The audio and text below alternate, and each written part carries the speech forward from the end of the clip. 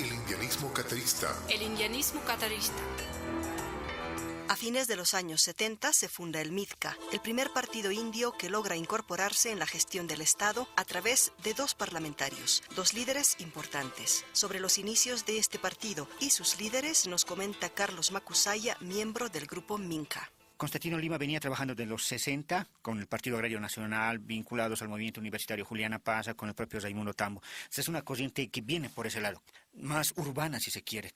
Luciano Tapia es un migrante aymara que va a trabajar en Alto Beni con otros aymaras como Nicolás Calle, Marcos Marín, y va a formar otra corriente indianista ahí. Van influenciados por Reinaga. Y van a confluir en los 70, se van a conocer en la cárcel Luciano Tapia y Constantino Lima entre 1972 y 1974. Y ahí van a plantearse trabajar juntos. Ahí se articulan estas dos corrientes, que va a ser la articulación de dos pugnas de liderazgo. A pesar de estas pugnas, Constantino Lima y Luciano Tapia lideran el Congreso de la Ciudad de las Piedras, donde se funda oficialmente el MITCA.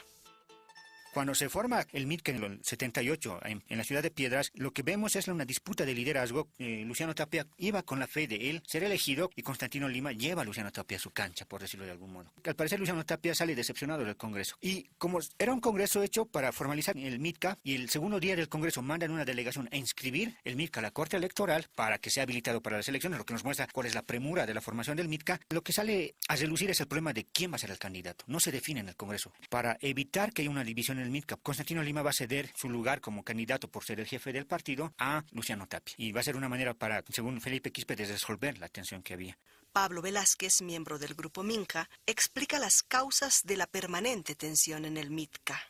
Son, uno primero, política en el sentido ideológico quizás, aunque no hay diferencias muy profundas, pero sí hay diferencias entre personas, ¿no? Las personalidades marcan mucho el devenir precisamente, uno primero por la visión que ambos tienen, pero sobre todo también eso impulsado por lo económico, ¿no? Lo económico termina impulsando aquella ruptura. Ese recelo económico, porque ellos tenían muchas carencias, es lo que genera y agrava más la situación de desconfianza personal, ¿no? Y claro, esto se desemboca en lo político porque finalmente el candidato a la presidencia o el primer candidato a la presidencia indio es Luciano Tapia y el jefe del partido del MITCA es Constantino Lima. Estas desavenencias personales, luego económicas y finalmente políticas, son las que han llevado al debacle y en la debacle precisamente después de estas representaciones, cuando ya definitivamente los partidos como tal, MITCA 1 y MITCA, que era el génesis, desaparecen, ¿no?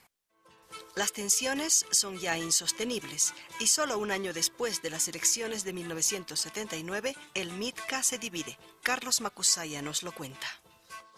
Va a llegar las elecciones del 80 y había los problemas de dinero, problemas entre liderazgos, y una corriente va a optar por expulsar a Constantino Lima. Estoy hablando de Luciano Tapia, Jaime Paza, Felipe Quispe. Y Constantino Lima, con otro grupo de gente, va a desconocer a los que lo expulsan y van a ser expulsados los expulsadores. Y en 1980 se van a presentar de manera dividida.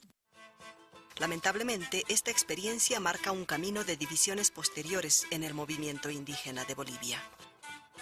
Esto marca lo que vemos después en muchos movimientos indígenas, porque ya en los 80 vamos a ver este problema del MITCA expresado en mayor proporción. Otros movimientos indianistas separados del MITCA o inspirados en ellos van a caer en el mismo problema. Divisiones, y el problema va a ser temas de recursos económicos, relaciones con qué organización del extranjero o quién es más auténticamente indio, y ya no los problemas políticos. Yo me atrevo a decir, en buena medida, alguna vez esto se lo escuché a Felipe Quispe, que no éramos maduros. Y yo creo que es parte de ese proceso de madurez. Yo pienso que madurar políticamente en este momento implica ver estos problemas y es parte de ese proceso de maduración.